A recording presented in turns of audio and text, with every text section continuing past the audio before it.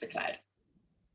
So welcome to the Visible Roundtable, where we this week are discussing pricing and your value and your financial benchmarks. And I'll kind of tell you a little bit of my own story with this. There's no kind of big amazing rags to riches story with it. It's been an evolution of learning to value myself and the experience and the expertise, and little by little learning to price that accordingly in there. That's fine. We're getting in there. So what would be super, actually, I'll explain a little bit about, because I know that people that either watch this back, etc., or yourself may not know a little bit about my background, etc. So I'll do that. But while I'm explaining about my background, I would love to know, pop it in the chat, either of you, what would you love to come away with from this session? What would you like to feel more confident about when it comes to either pricing your services or the value or things around that, any of this topic, as it were, or around valuing the message, or even doing that or communicating that through your message or through your sales? Please feel free to pop it in the chat and I'll tell you a little bit about me and the background with it. So I have a background in stage from the age of year dot, and I started a voice coaching studio in 2008. And when it came to pricing and value, first of all, I thought I knew a lot because I've been singing for 20 years. When I started teaching, I realised I didn't know anything, which was realised everything that I didn't know when I started. That can be really true when you first start at anything. You kind of think you're going out with something, and then you kind of realise there's a whole bunch of stuff that you don't actually know at all. I've got Maggie coming in as well. I'll bring Maggie in. So it's hugely around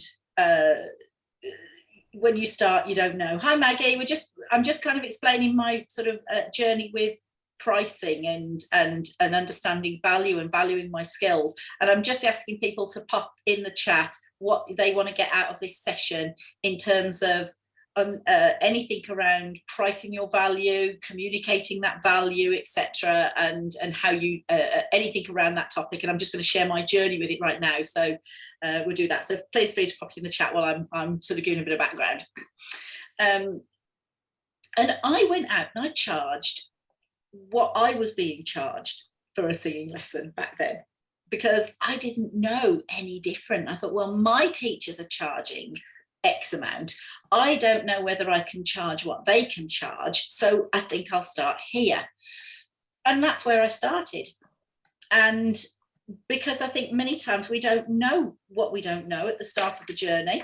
And I went on with that, and I did quite well for the first year, because it was all about sort of getting people through the door, and it was about getting some real world experience as a voice coach back in 2008. And that was good, because I think sometimes, if we are starting something new and we don't have a lot of experience in it, it's very important to get some experience, work out what you know, what you don't know, get some testimonials. I don't think, adding a nought onto everything necessarily adds more value. I did a LinkedIn post a few days ago before this round table, and here was my question. And maybe you can answer it in the chat as well. Do you think you get what you pay for? I'll come back to the chat in a moment. Do you think you get what you pay for? And depending on what your answer is in the chat, and we'll come back to them now, we had quite an interesting series of response in the LinkedIn post. Over 50% said they thought if you pay more, either if you pay more, you get more value. 50% of people thought that was true. 20% of people thought that just because you pay more, you don't get more value. And another sort of 30% or whatever it was actually said, it depends, and then put some comments in the chat as to what they thought the it depends were. So I love doing these posts, and I do these kind of like polls and stuff on the top, somewhere around the topic before I do these round tables, because it gets a snapshot of what people are actually thinking around it. Well, again, I didn't know what value was or what value wasn't all the way back then. And I carried on for a couple of years. And then once I kind of entered the world of internet marketing and business coaching, and then literally I think the scales fell from my eyes at some of the prices that people were charging, right, to start with, I really struggled. I was happy to invest in myself and my learning how to do things, but I couldn't often, I didn't know how to change the game for myself for many, many years when it came to pricing. Because I had got stuck, or I had literally come in with the mindset that of whatever was around me, I had to charge what I thought people could pay. And that was the biggest thing that has probably shifted in me over the last 4 or 5 years, is in seeing where the value, or where the higher level benefits, I like to call it the higher level benefits of the work that you do for people, and looking at ways that you can package what you do differently for different types of client base. So in other words, you can have people at different levels, but you have to create different tiers or levels of things that people can have. You can't suddenly add, have a 12-month package for £3,000 or something, and the next minute be willing to take somebody for an hour for £30. You're going to feel really off in the energy around it all. But you can have, if somebody's kind of got a downloadable package for £30 that doesn't involve you at all, but they know if they get your personal time, they get it at 300 or whatever it is or more, then there's a value exchange there. So everything to do with value and pricing, first of all, it kind of starts with there is something in the marketplace. Like, you're not going to sell a house in a certain area. There's a ceiling price for certain things in certain areas. I'm going to show you a little a Facebook post that was perfect for this morning that popped across my feed that explains this beautifully. But my own journey with it was getting kind of upping my prices a little bit. They crept up as a voice coach, and I did packages. And then about 2012, the first person coming to me for public speaking came to me, and I started to dip my toe in the water out of just the music industry into working with people around their presentations, around speaking, etc.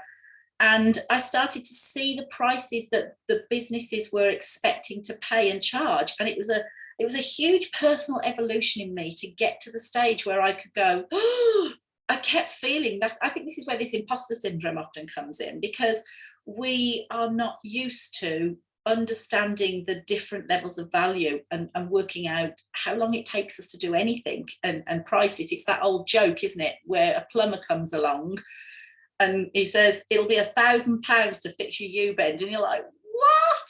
And it'll be like £1 to actually change the U-bend, and £999 to know exactly where to change it, what to fix, and what the problem is. Because it's the experience that goes. The actual thing that you fix sometimes is very quick, but the experience that you've gained to actually get to the ability to do that needs to be the thing that we value. Now, one of the other roundtables that we did, I think it was the second one, started to talk about your zone of genius. And one of the biggest problems for people is that the thing that they are most passionate about doing, that's the easiest thing for them to do in the world, they go, well, doesn't everybody know how to do that?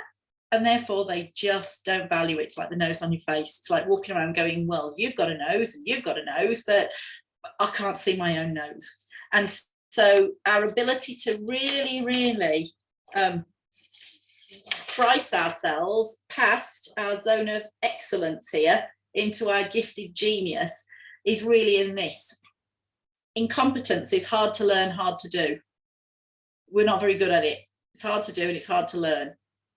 Competence is, it's kind of easy to learn and hard to do. Admin, kind of like we're competent at it. Certain things some people love it. Excellence is the thing that was probably hard for you to learn, that you've taken years. You've got a lot of excellence and you've got a lot of skill in it.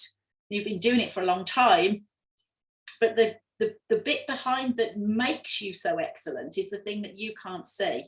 And it's the thing that's so easy for you to do, you can't even remember learning it. And this is what actually, it's understanding what that area is, understanding what you bring to the table, that even if somebody else was doing something similar to you, that you come in with your angle. When we understand that, and we're then able to communicate it, and we're pricing it effectively, and we're delivering on those promises, you get to be known as the go-to person. People start to pay attention to you. So I then had that moment in 2017. I had kind of put an offer out around sort of voice and speaking, and a lady responded to it. And I worked with her because she was finding it hard to speak up in meetings. So she felt a little bit,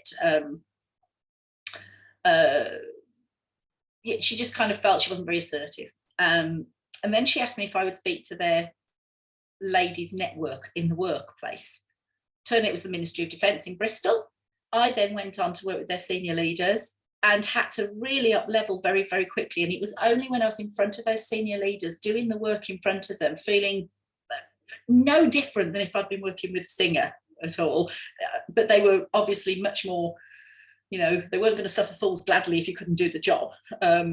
When I was in that, I sat in the car after I'd finished the first session, and I just had one of those moments where I'd realised how little I had valued the skill and the experience and the talent that I'd honed over several years up to that point.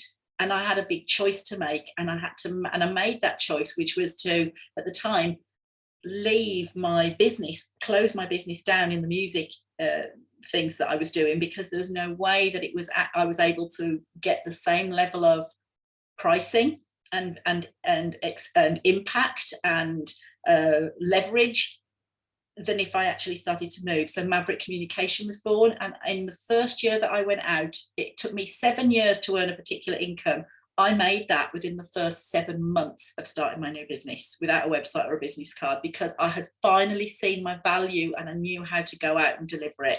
But it took such a long time. I couldn't negate all of those years. So people that are promising people kind of 6 figures in 6 minutes kind of thing, or that's really very unrealistic unless people have got a very good track record in what they've got, and they're actually creating that into a message and going back into a proven market with those skills. So if you're a CEO and you want to come out and be a consultant, and you want to go back in and consult in those industries, you can go out with a good fee pretty off the back, because you've already got those years of credibility that you can buy into. But if you are starting in a new industry, or you're starting from scratch or in something different, you've got to you've got to be prepared to kind of put the work in and earn your trade, as it were. But we've got to get the confidence for you to truly understand the skills that you've learned up to now in order to do that. So I'm just going to come to the chat. Does that make sense? That's been part of my journey with it, was it's been a real evolution in learning how to value myself, learning how to value the skills, and then starting to price it for the right market. So I'll come to the chat, and then I'm going to show you a picture, and then we'll do a little bit of work for you, each of you, to try and sort of answer some questions and see if we can kind of shift this a little bit for you. So pitching your services properly. I love the word properly, Claire, as if like properly is a thing. Right? Like properly, what's that? It's not a thing. Pitching my services properly. Like there's one way to do this. Communicating my value. And I'm going to get into your business for a second and go, well, what does that mean? Okay, so answer me in the chat. When you say communicating my value and pitching my services properly, if I go, in other words, what's the biggest struggle for you around that? Just pop it in the chat for me. Okay, great. Yes, I think I'm always worried to charge too much and not deliver, and I'd rather over deliver, or that people who I want to help won't be able to afford it like I was, so I guess I looked from my own circumstances. Yeah, this is really the problem. It's like, and actually there'll be things that your clients will pay for that you wouldn't even pay for. Like, I won't go out and probably buy all my Christmas presents from the White Company or something, but some of my clients might do that. I might not see. It's where we place our value. And sometimes we put our own insecurities onto our clients or onto the work that we do, and we think that, you know, oh God, I wouldn't pay that or whatever, and we go, it's like we have to have a divorce party between you and your value in the marketplace. Do you know what I mean? You might be still worth, but your self-worth and your net worth are probably linked, not because they're linked inherently, but because they're linked in here, and we won't reach for any further if it's up here. And actually, I think it's also important to know the market as to where the market will and won't bear certain prices, and to see where you want to go with that.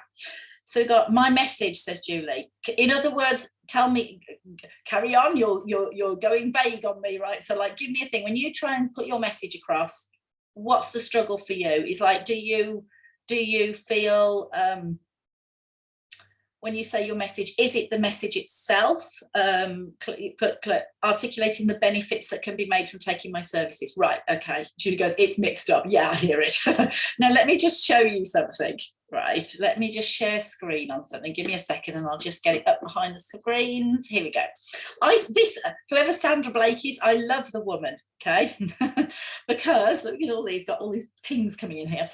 I love the woman because I saw this on the back of the school run this morning, and I thought this is perfect. So see this water bottle, everybody? Okay. I saw this analogy and it made so much sense, so I'm sharing it with you. Thank you, Sandra. A bottle of water at Costco cost 25p because they come in big packs, okay? So it's 25p, or you go to them and you pay it for 25p. The same bottle in the supermarket is 50p. The same bottle in a bar is going to be £2. In a good hotel or restaurant, it's worth up to £3. At an airport or on the plane, you may be charged £5. In Switzerland, you'll pay 50. But in all cases, the bottle and the brand is the same. The only thing that changes is the place. Each place gives a different value to the same product. When you feel like you are worth nothing and everyone around you belittles you, change places, do not stay there. So she's coming from a different angle, but have the courage to change places and go to a place where you are given the value you deserve. Surround yourself with people who appreciate your worth and don't settle for less. So I thought that was a great kind of thing to look at us, and let's have a little look into when you're saying it's like it feels mixed up, or what's articulating the benefits, right? So I've got a little exercise to do because I know one of you's got to go early. What I want you to do, I'm going to give you like 2 minutes to do this, okay? I want you to, when you think of your last client or the last thing that you did, even if it was like a job or you have or haven't had clients or whatever it is, but the last client you had or the last thing that you did for somebody, I want you to write down everything that you did as part of that job. Off you go. You've got 2 minutes. Write down everything you did as part of that job.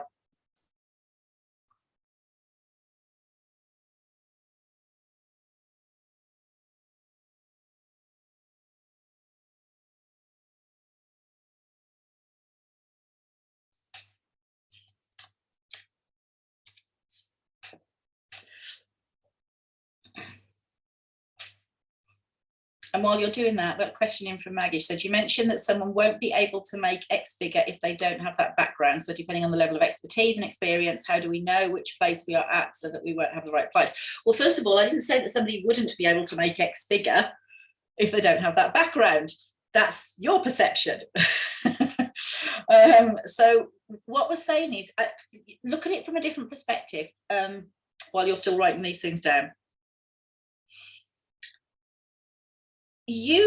Sometimes we know our limits and sometimes we don't.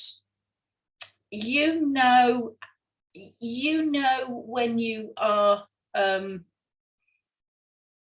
if somebody asks you to do a particular job and you know deep down it's not in your skill set, like you just don't have that information. Like if somebody asked me, said, Angela, could you do the web design and write the web copy? And I went to them, yeah, no problem, and I'll charge you £4,000 for it, that would be me really blagging it, right? Now, if I tried to come up with that myself, it'd just be pathetic. I could write the web copy, but I couldn't do the web design. If I charged them £4 and brought other people on board and had the guts to do that, well, then sure, I brought a team on board, But many times what I see is people we're going to come the things that you've done with it. I'm going to ask you another question in a minute that kind of goes along with this. Is to some degree you don't know. You have to give yourself the permission to keep testing the waters on your price. And here's the biggest problem: is it's going to come up with your own fears around people saying no. But if you don't break that, you're very codependent, and you can't actually serve that business and have that business serve you long term, because we're actually seeing ourselves as a business. And actually one of the biggest breakthroughs I personally had around this was when I realized that the business needed to serve me. So somebody said this: the business has 4 customers to it. Every business has 4 customers. It has you, the business owner, even if you're on your own, because it's got to pay your fee. It's got your customers. You've got to meet the needs of your customer. It's got your supplier, and it's got to meet the needs of the supplier. And I'm going to have to find it, because where did I write it down? Hang on a minute. I've written it down. Give me a second. I've got it down here. So I wrote it down the other day. Somebody said your business has 4 customers. I was like, oh my God, that's absolutely brilliant. Let me find it. Hang on.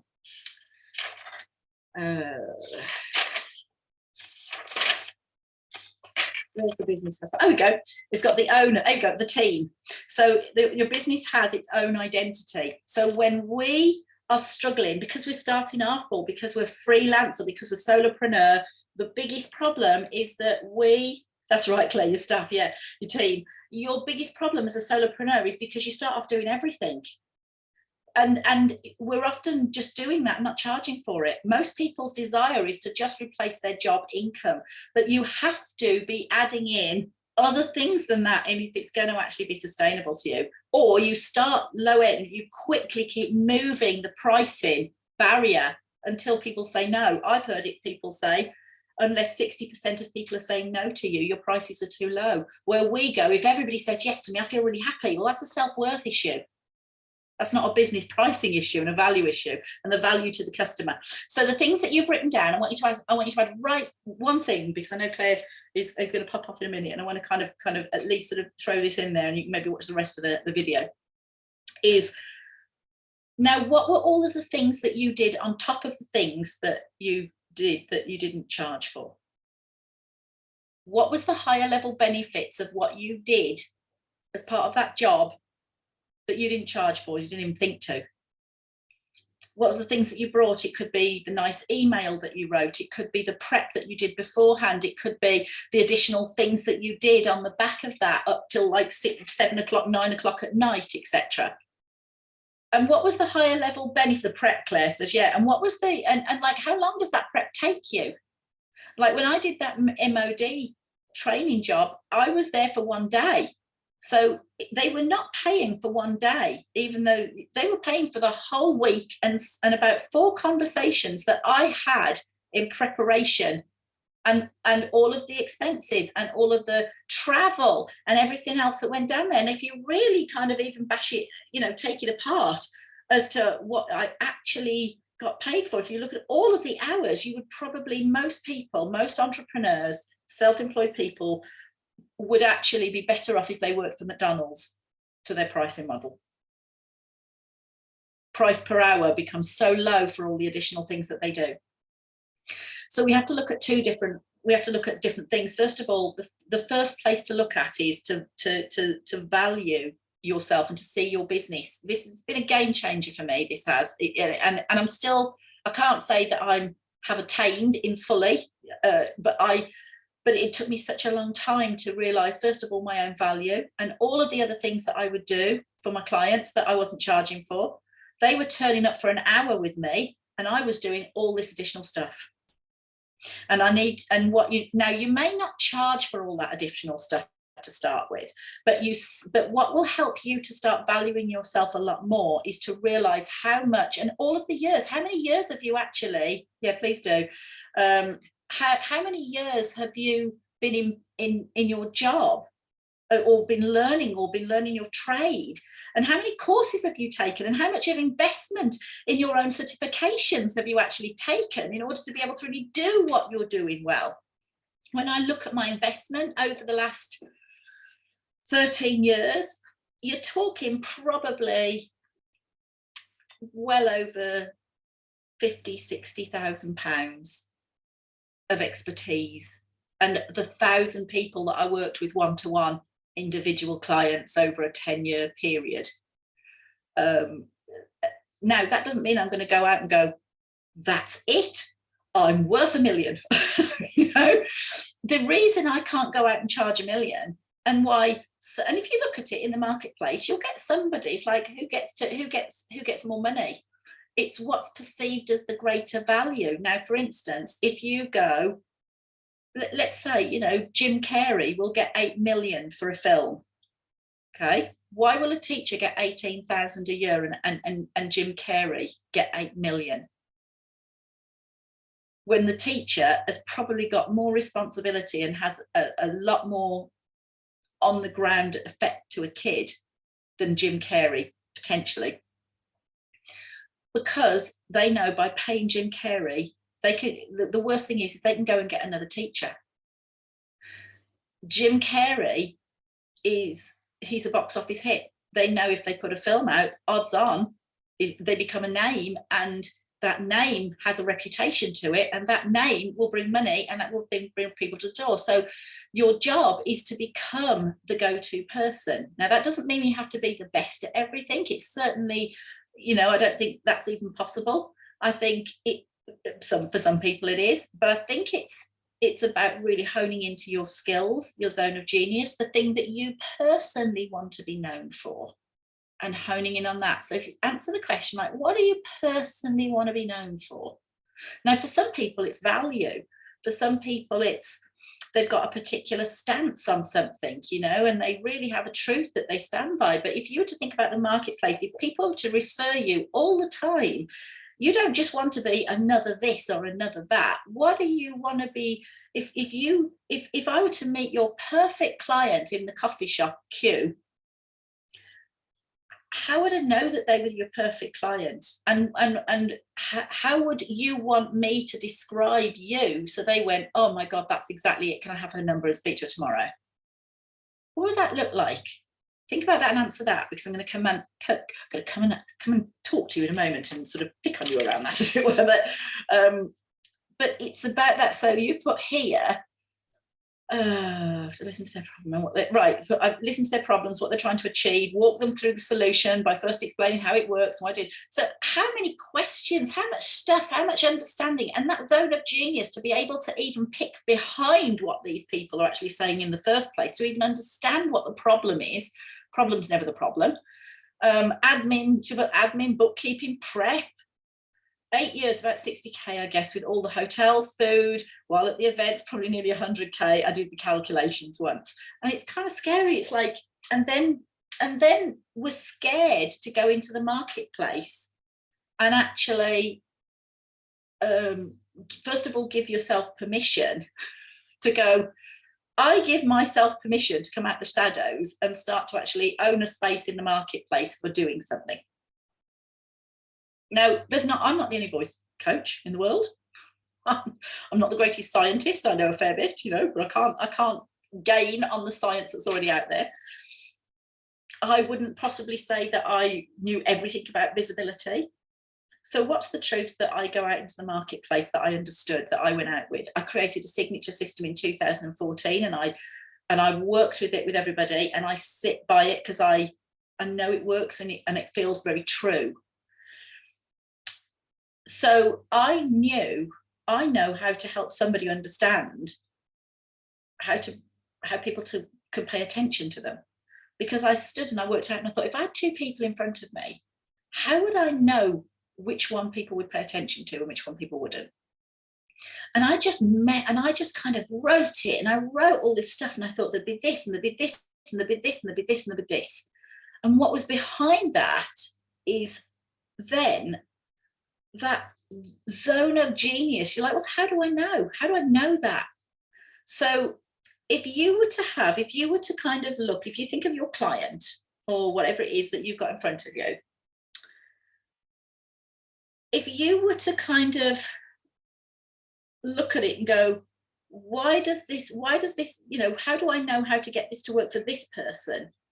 and it doesn't work for this person. What do I know between A and B? If you know something that you do for people is working for A, but it isn't, and B, it isn't working, how do you know that? What is it that you see that they don't see? What's common sense to you that other people don't know and see? Even in your industry, what's common sense to you? It's those things, and what's the higher level benefit for the client of all of the stuff that you actually do for them, that you don't even think twice about? You just see it as part of customer service. You just see it as part of being professional. You just see it as part of being a nice person. If they like me, they'll hire me again. If you don't value your time and your talents, you are seen as a commodity in the marketplace. And you are not a commodity. No service-based business with a load of experience behind them is a commodity. And it takes us a little bit to kind of look at it and go, where am I downplaying my results? Where am I downplaying myself?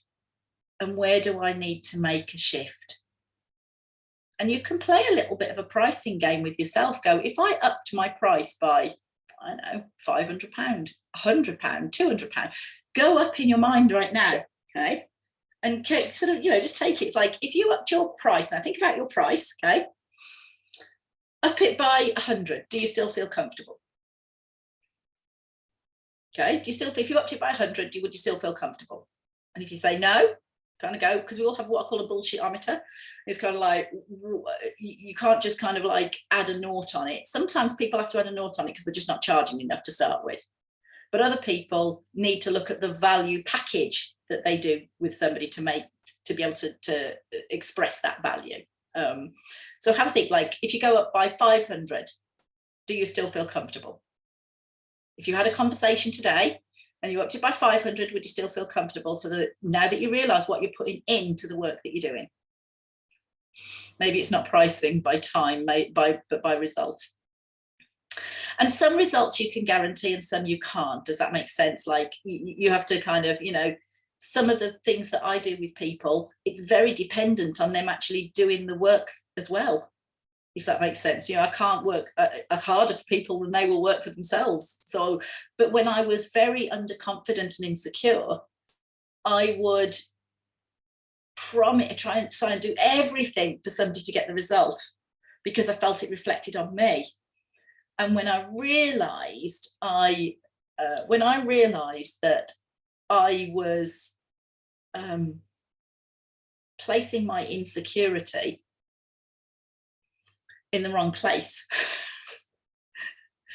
I had to kind of have this little separation in myself. So I don't feel like charging £150 to £200 an hour, which is the industry standard, but I guess I could sell a course for £1,000. Now, I'd say is yes.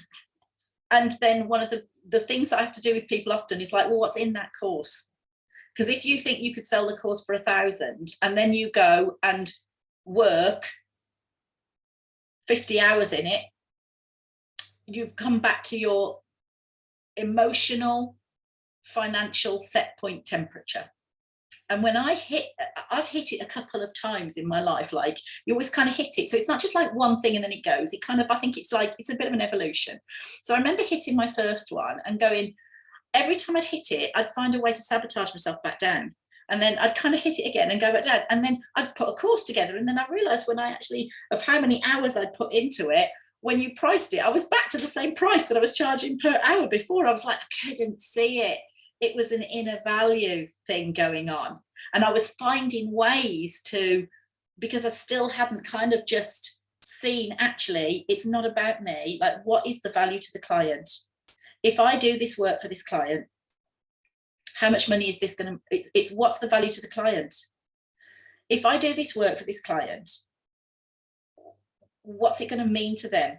How much more are they going to earn or have the capacity to do something than if they didn't? And some people can say, well, my work isn't about making people money. It's about saving their relationship or something, or about their self-esteem. Well, when you've gone from charging £30 an hour to £3,000 for 3 months work or whatever it is, you have to have that self-esteem shift is worth quite a lot in your bank account. If somebody owns, if somebody saves somebody, you know, if it's divorce or it's relationship counselling, and somebody says, you know, and somebody's a CEO, and if they get divorced, they're about to lose 20 million. Do you think 10,000 for a package for that person is going to be out? It's not, but it's a bit like that water bottle. It's about where the water bottle is placed and as to who's going to see the value at certain places. Same water bottle, different value. I knew years ago as a voice coach that if I was in Cardiff, I had a ceiling to some degree, depending on who was there. The ceiling on the like house prices, there was a ceiling on it. If I'd have been in London, I could have probably added $200 on top of it, because it was literally like the water bottle was in Costco rather than Switzerland. So there's a few things to kind of think about. The first about is really valuing your skills and your time and your talents, because it's very hard to communicate what you don't appreciate. So one of the things that we said last week on overcoming blocks is what you appreciate appreciates, and actually you're credible. You need to be in, you know, to be incredible, you've got to be in credibility with yourself. And some people miss that. They and particularly women. I don't think we have certainly not closed the gender pay gap for women.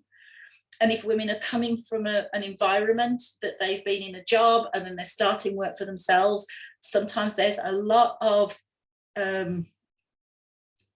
thoughts to let go of around how much I'm worth in the marketplace if we've never been valued properly. So you look at it from another perspective. What is the client? What's the higher level benefit to the client? What can they do after working with you that they couldn't do before? How differently? What is it going to enable them to go out and do? And where does that take it? And what's the possibility for that once they've done that work with you? And then if somebody has the potential to go out and earn an extra, I don't know, 5, 10, 20,000, more than that for working with you, it's more than acceptable to charge something that is going to then give them 10 times value in it. So it'd be great to get a little bit of feedback as to your thinking, if it's come up with any questions. So feel free to unmute and talk to me. Ask a question, talk to me. Julie. Hi. Sorry, I couldn't put in the messaging because I was wrestling at the same time and I just couldn't do both things at once. Right. Well, talk to me. You have the floor. Yeah. So I'm like, okay, I could. Yeah. Yeah. No, that's really helpful. First of all, thank you. It's really helpful. It's, I guess, my kind of industry is dogs and dog behavior. Okay. And essentially what's happened is I've done about 10, 15 years, just kind of one-to-one clients. Right. One-to-one clients, building up experience, you know, understanding the dogs, understanding the people, Yeah. And then COVID hit. Yep. And I just moved everything online, just because I kind of had to, because I had clients and couldn't go and see them. And I had an inkling of this. I looked back, and actually before COVID, I had written down online courses because I had an inkling that it would be very effective. And lo and behold, with COVID, it was proved to be very effective. And so essentially I've spent the last year and a half since then kind of testing the waters, I guess. I started off with I did a course, I called it Puppy Love. So it was kind of for puppies. And it started off at £50, and then it went up to £100 or 110. And then went up to 197. And then I kind of was like, I'm kind of sick of saying the same thing over and over again about puppies, because they're all the same essentially. So my idea is to put that into a course that is a passive income course. Yeah. So So you that's ran that live, did you? Did you run those courses live with people on Zoom? Yeah. First of all? Yeah. Yeah, exactly. I did I think I did 6 weeks. Mhm. So every week there was like an intro. There's 4 kind of Mhm. fundamentals that I share, and then an ending. Mhm. And I pre-recorded all the videos, sent them out at the beginning of the week, and then we had a Zoom call on the Wednesday lunchtime and Mhm. whatever. And that all worked really well. With really good feedback, and it was great. And then I thought, oh, I'd like to put that into like more of something that you can just download and get all that information, because you don't really need me. Yeah. And then I kind of floundered around a little bit of like, oh, what do I actually want to do in the business? You know, do you want to be doing that all the time and all that stuff? So I've been messing around and changing things with regards to how I'm delivering and the price and all of that. And as I sit here now, it was kind of the tech thing that was the headache, as you can imagine, Mhm. because I've now got, like a MailChimp and a Vimeo and website, and then like platform for the courses and blah, blah, blah. So that's all been a very steep learning curve. But as we sit here, I realized that because in amongst all that, I had just qualified as a 3P coach. I don't know if you know Yeah. what 3P That's is. probably where you found me as well. Yeah. Yeah. So I just qualified as a 3P coach. So I'm bringing all of that to the table, and it's all changing. And I'm just like, and what the problem, I guess, now I realize over the last actually just week or so, from having read a couple of things with Anka, I bumped into a few things. It's not even so much the price and the tech, or what the thing that I've been trying to get to the bottom of over the last year and a half is exactly what you were talking about. Like, how do I tell people succinctly what it is I can do for them? So there's the dog aspect of it, which is very simple in my head, is very simple. And when you said there, what's the difference between like one person gets it, so they both have the same information, one person gets it, implements it, does it, great. The other person's like, yeah, but. And I'm like, that's where my superpower is, I guess, because I can see that they're not implementing it. Whereas historically, I might have been like, are you stupid? Just bloody do it. I'm now a little bit more compassionate and go, oh, I see why you can't do it. It's because, the dog is your baby, or it's usually around, like you say, self-worth and blah, blah, blah. So it's putting that into words that I can't, like putting it into some sensible message. Here's what, because you've now evolved and you've added a kind of much higher dimension of coaching going on, which is, I did the same in 2018 when I first came across it. What I didn't do, what I see a lot of people do, which is a mistake, I think initially, is they jump ship and like go, that's it, I'm abandoning the dogs and I'm going to become a coach. Okay? No, I didn't do that. No, well done. By some miracle, that wasn't planned. No, I tell you why, is because I call it now the trust matrix, as it were, the trust quadrant. Because if you've got a proven the 3 easiest things to take to market are a proven product to a proven market, a new product to a proven market, or a proven product to a new market. The hardest thing to get any traction with in any way, shape or form, which is really what people struggle with, is they suddenly want to take a new product to a new market. So they want to go out coaching, and they want to go coaching female entrepreneurs to live their best life or something. That's a real common one at the moment, okay? And I'm like going, you've got no track record in it. Your track record's in dogs, right? You've got no track record in it. And you've got no experience of coaching, you're newbie at this, it's going to take you a heck of a long time to make money or to put the seeds in the ground to get there. You can do it. It was like me teaching. You will and can do it, but you're going to have to sit with the learning curve and understand that, as it were, in doing it, because it's much harder. Your biggest place to start is your place of credibility. But if you've added dimensions to your work, now you can actually start to think about, well, where do you charge, or where the layer of these things? And one of the things that I like doing, it's what I do with private clients and what we sort of do as well to some degree with the Visible Club, is creating that unified message where you start to actually be known, because there's not many people that do dogs with a 3P background or a coaching background in that respect. So the things that you will say to the owner, or the things that you will deal with, are far in advance what they're going to get elsewhere. Yeah. Far in advance, because you understand the nature of something that most people are not going to know.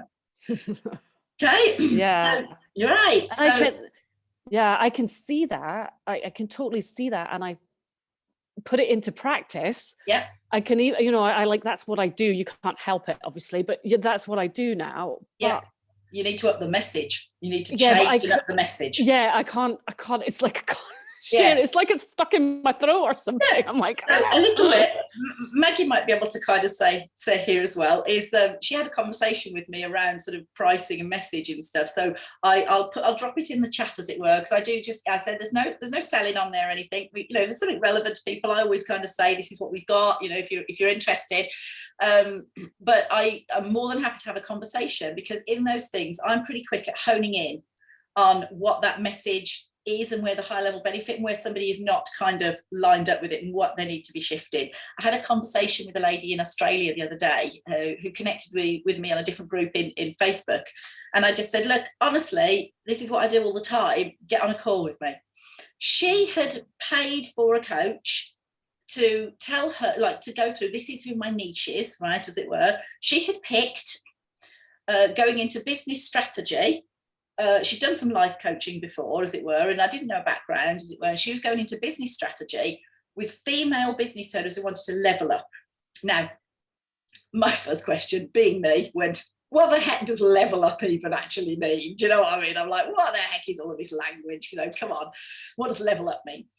When I really dug down into who she was, her background, etc., what I found out was that she had, her husband had a real estate business. The rental side of it wasn't being done properly. She came into the business. Her and her husband got on really, really well in the business.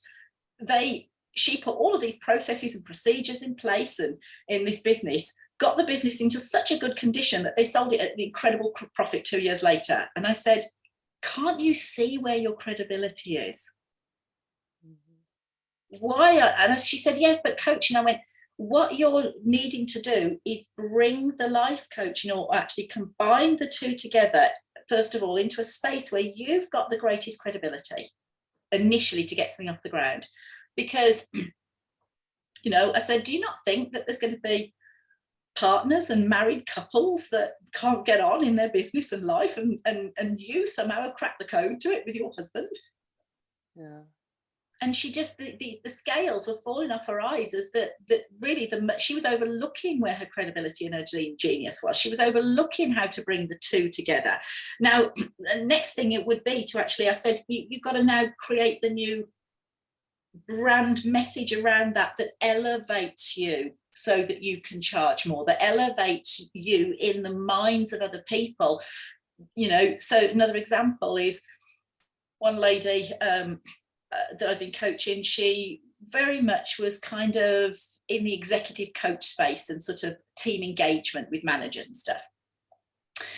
When I really dug down into her background and her real zone of genius, what we discovered, and what we kind of almost renamed her as, was the career connector. She understood how to, if somebody wanted a particular job or a particular career route, she knew how to connect the dots and map it up. She did it for herself. She took herself from nothing to a branch manager in a building society, and that was and she went all the way, and she did it. Whereas a lot of people, they get somewhere and then they don't get the promotion, or they don't get this, or they get stuck at a certain level. She knew how to do it, and she couldn't see that was actually her zone of genius. And and suddenly it was more confirmation to her, because she says, you will never guess, she said, the coaching company that I am working for at the moment have asked me to take the module on career.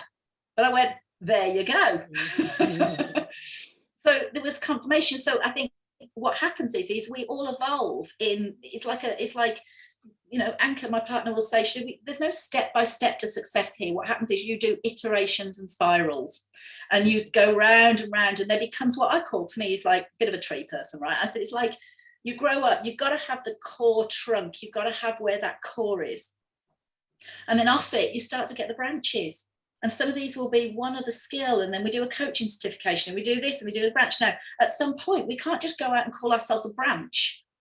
The more that we've got on that tree, the bigger it is, the more capacity for fruit, the more capacity for sort of, you know, more to give out from that. Now, we've got to kind of rename, rebrand that, as it were, or at least reposition, I call it repositioning that into the marketplace. So it doesn't matter whether it's a person or a business, there's a sense of personal impact and brand. If we're going to have more personal impact, we've got to have more brand than personal branding that takes that just to another level.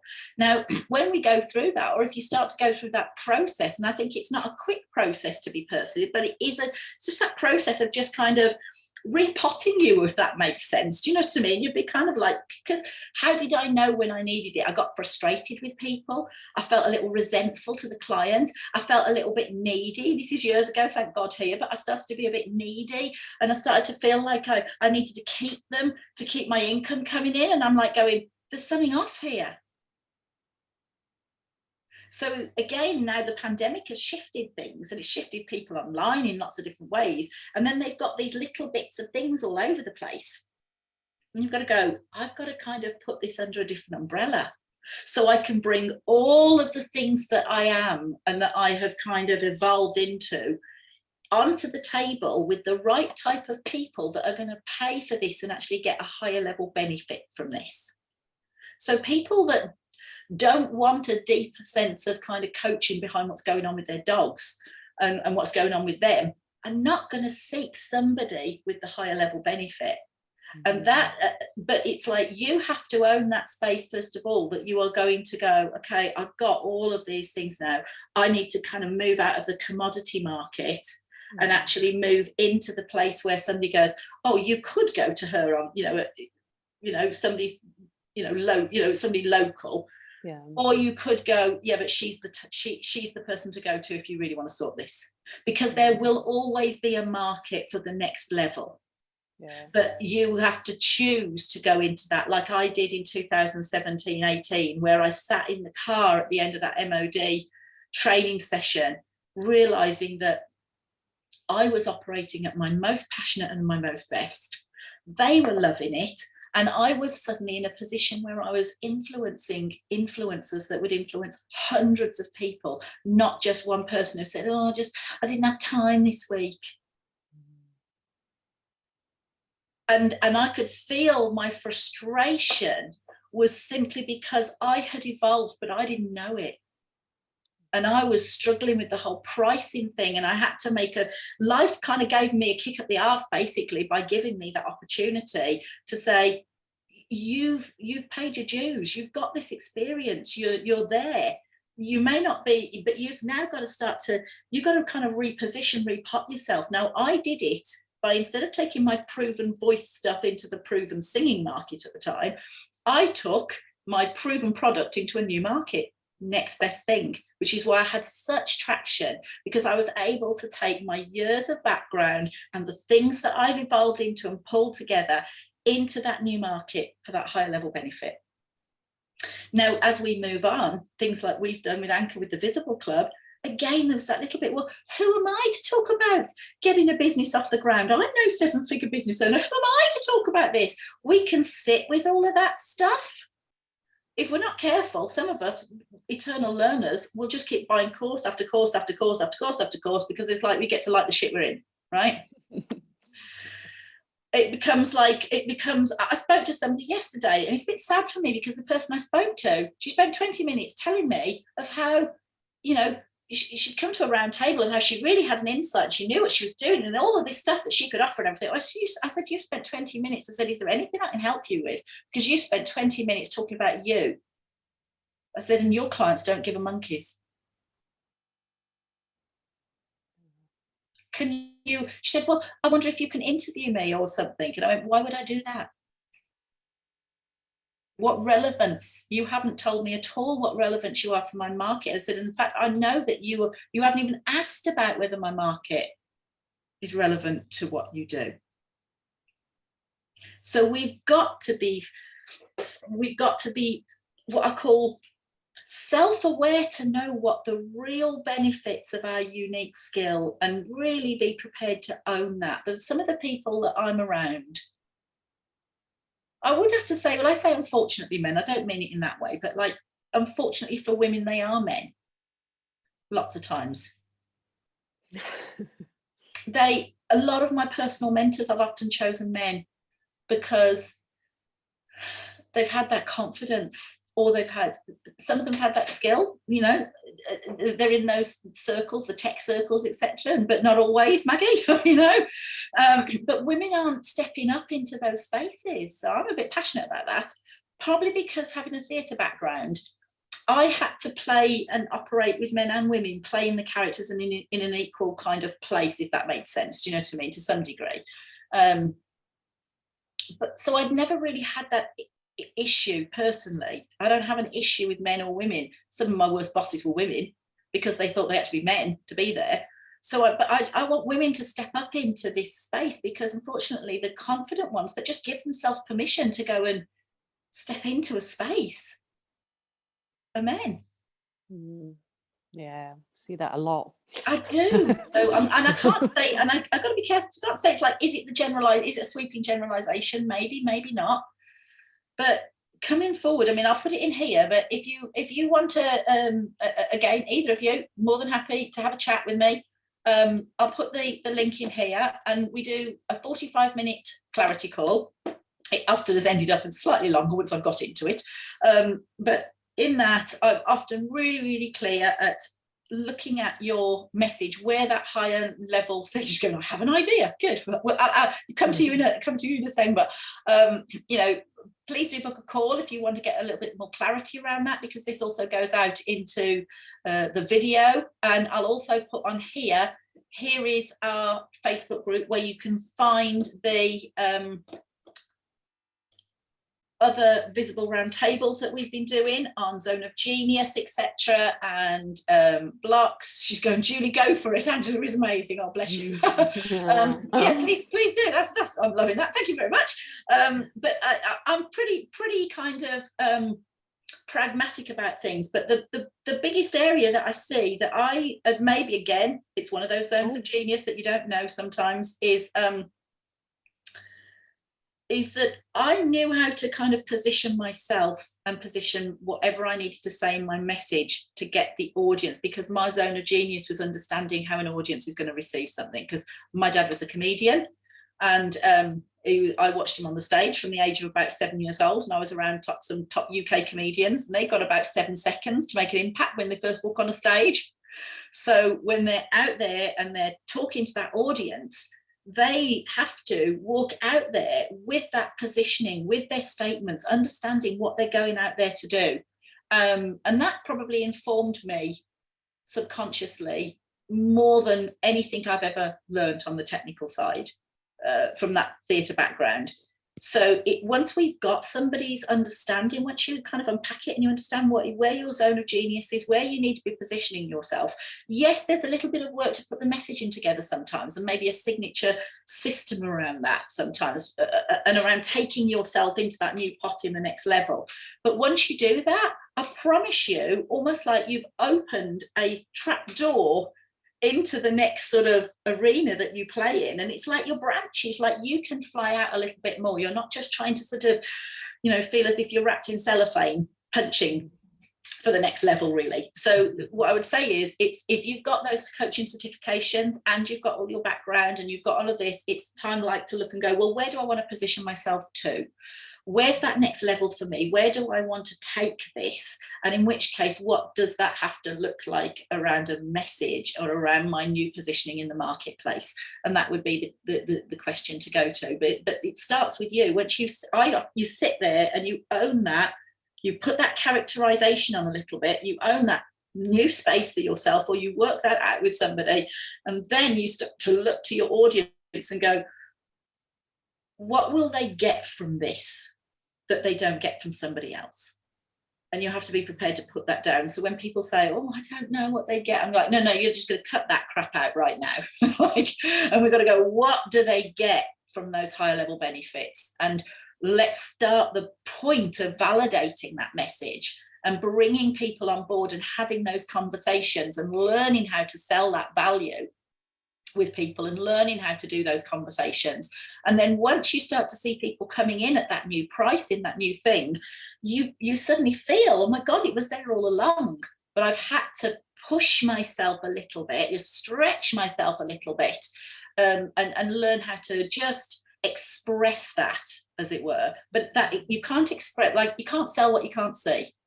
This is why I'm saying you've got to see it first, and it doesn't mean you have to have everything, what I call everything in place, like your business card, your website, and this and that and the other, that's not what I mean. Like, you have to have seen it and worked out, done that little bit of work on the value proposition for people. And then once you've done that and you test that price, and every time I've gone up my price, same thing, you get a bit like that.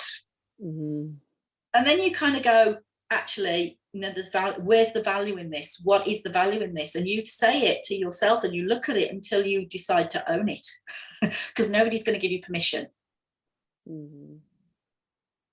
Life might kick your ass and give you an opportunity, but it's not going to give you, nobody else is going to give you permission to own your space on the world stage, depending on what that needs to be for your next positioning. You have to give yourself permission. And when we're not sure of that, it's helpful sometimes to walk that through with somebody else so that you can actually see your true value and your true benefit in the marketplace. And that's what I say, in the marketplace, your intrinsic value, that's there. That's not for sale, okay? That's eternal, okay? But your value in the marketplace, now we do need to position and that proposition so that people can actually, do it. And those sales skills, they come in helpful to be able to do that once you've done that work. Maggie, is there anything you wanted to say, or anything that you've heard from today that's been helpful for you? Everything. It's really empowering, and it's really like, I don't know, it just triggers certain way of thinking and gives me a little bit more ideas or how to tackle from different angle. So I have a couple of ideas in terms of like what we have discussed, and I don't know whether you fancy talking after what the idea is, basically, because I really like what you do and the way you do it. So I would like to invite more people to those to this. For the round tables. How marvelous. Yes, absolutely. I mean, so, you've got in there, if you want to kind of just grab the call in there. I have the link for the call. Yeah. It's just like how we do it. There are two ways. So I would like to ask you which way you prefer me to promote you, if that makes sense, or promote this. So how marvelous is that? Do you know what I mean? So yeah, do you want to just book in then, and we can have a chat about it? Okay. That would be fantastic. Okay. That's lovely. All the merrier, because I'm in my zone of genius. I've been in front of audiences all my life. So come to the pandemic, it's like, well, and so I've done challenges and stuff. I'm like, I love just kind of like being around the table, virtually or real, and just teaching it. But if I was in front, but I'd be like this. So to be quite honest with you, if I had 1,000 people in the audience, you pretty much get the same thing. If I'm talking to them, I would be any different. If I was singing a concert, I probably would be very different, but there'd be something else in there. But if I'm chatting to people, I wouldn't be any different. What you see is what you get. But all I can ever share to people is like, here's the truth. You know this, Julie. It's like you can only share as much of the truth as that you actually see. So but what if that's enough for the marketplace that needs you right now? There's a place where you have to kind of go, I have to trust, because a lot of times you talk yourself out of it. The amount of times I would talk myself out of it going, oh yeah, but I can't, because of, they've got this big list, or they do this, or they've got those results. And like, it took me right back. I remember like my wisdom took me right back to when I first started my vocal coaching studio. And when I think on my first year, I think I earned £7,000 in my first year, when charging 25 quid a pop. I was getting something going. And I think the next year was about 15 grand. And then the following after that, we went to about sort of 23 or something. It just, you learn, you grow. But in that first year, when I look back on that first year, I realized, first of all, when I started, I first of all do that what's it, unconscious incompetent. You realize what you don't know when you start. You're like, oh my God. And I did the first thing, I went and upskilled. I brought in a particular coaching modality, vocal sort of modality from LA at the time, that was not in Wales. So I positioned myself, and I said, this is not in this country at all. It's not in Wales. It's in pockets of London. It's in pockets of Manchester. You can't, my mentors come over from Las Vegas. You can't get this unless you come to me. And it positioned me, and the studio exploded. But what I knew was that, one, I had positioned myself with something that I knew that people couldn't get elsewhere. Okay. And if we haven't got that, the thing is that I looked at and I thought was, I knew that I was learning myself all the way back then. But I really do believe in learning as you're learning. I don't believe that, like, learn, and then hope to earn. I'm like, earn as you learn, as it were. Because the people that when I think back to those people at the very start, and I think, oh, bless their cotton socks, I didn't know what I was doing at the very beginning. But there was enough in what I did to give them a result that they were happy with at the price that they paid. That makes sense? Yeah. At the price that they paid, they were happy. Like, I had a client base all the way through, and that client base would change and up level. Now, the people that came to me 8 years later that paid a lot more, they may never have come to me at that stage. They needed me at that stage. That's why you have to keep evolving this thing, because the next level people for you are not going to buy you at the price and the mental state that you're in right now. You've got to shift in order for you to meet them at the level that they need to meet you, and that you need to meet them at, if that makes sense. Yeah. You're going to meet each other at that different space in the future, or the next now, as it were. So as you continue through this journey, it is an evolution. But there's no need to wait until you think you are better, because there are people right now, when you reposition yourself, that are ready for you at that next level, and they're waiting for you to step into it. But they can't if we don't do that personally, and if we don't then repackage or reposition how we're saying and selling that thing, so that it shows that value to those people. And then I'm more than happy to have a conversation with people around what that looks like for them personally, because it's hard to do. It's less interactive if I do that on an individual basis in a group thing, but it's easier if I am on a call with somebody. So please do, if you want to book a call, do so. Happy to have a chat. I do it's supposed to be 45 minutes, but you know me, I'm like, on it in. But you will walk away with a lot more clarity about where you should be going. And if there's something relevant that I'm involved with, I'll always ask permission to say. And if there's something that I think somebody else could help them with or help you with, I will always say as well, because I don't think there's a problem with scarcity in that sense of the word.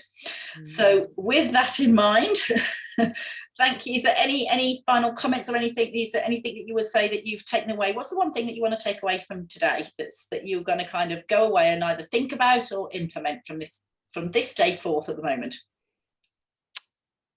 I think for me, I saw something around the same product, essentially, the same thing into a new market is what I'm seeing. Yeah. And I think, and I've been getting nudges about this for a while, it will be to do with dogs, obviously. That's my product, but not in the dog world. Right. If that makes sense. Yeah. So it's not vets, it's not kennels, it's not daycare, it's not pet shop. Do you know what I mean? It's not that. It's potentially, I wrote down coaching world, 3P world, or yoga world, or I don't know, something there Yeah, people love their dogs. Yeah, exactly. Because everybody that I speak to, not everybody's got a dog, but a lot of people that I speak to have a dog. I love dogs, and my daughter's terrified of them. So like, I'm stuffed on that one. Like, what do I do? I can help you with that, but yeah, that's a different story. I know. That's great, because it's that evolution of things. Absolutely. Maggie, is there anything that you're taking away other than booking a call with me? Do as well, Julie, if you want to book a call, feel free. Thank Maggie, you. Yes, yeah, I will do that. What are you taking away? It's funny because I saw the same story, because I have a friend who is a published author, and he shared this exactly the same story word for word with the same picture. So I guess this is going around.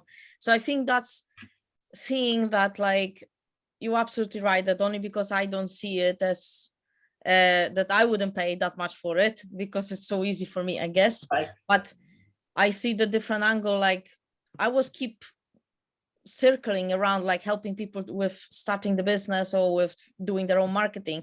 But I think, as you said as well, is that done with you, the technical support, and I can see now that a lot of people are not tech savvy, they're terrified of it. And for me, it's super easy. I think I've got the patience, and I can easily done it with them. And I know it's just like the frustration goes away.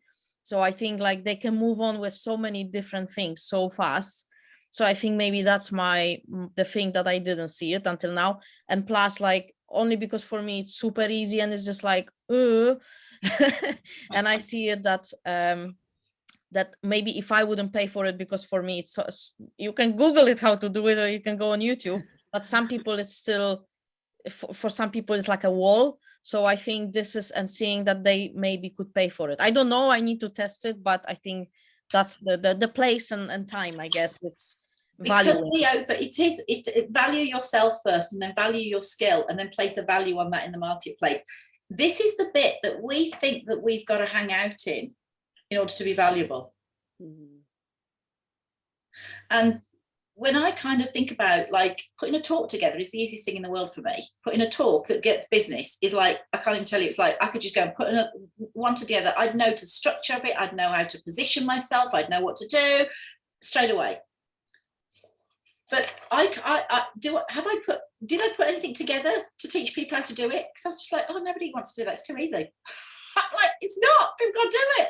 No. This is what I'm saying. It's kind of like, and then if we're not careful, we just keep going for more of this kind of stuff, even sitting around in our zone of excellence.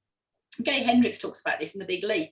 It's kind of like, it's this, and Jim Rohn does as well in Good to Great. It's like, if we're not careful, we settle for our zone of excellence, when really what makes us unique and stand out in the marketplace is the zone of genius. And you have to forsake the good that you're quite good at doing in order to actually bring out your greatness. Like, what if, I mean, I'm fascinated with human potential. Like, what really wants to come through you? What if life wants to live through you in a way that you haven't even imagined yet? But because you're not valuing all of the ability to just get out the way and let new stuff come through, it can't. The lid's on. Thank you. Thank you. Amazing. Pleasure.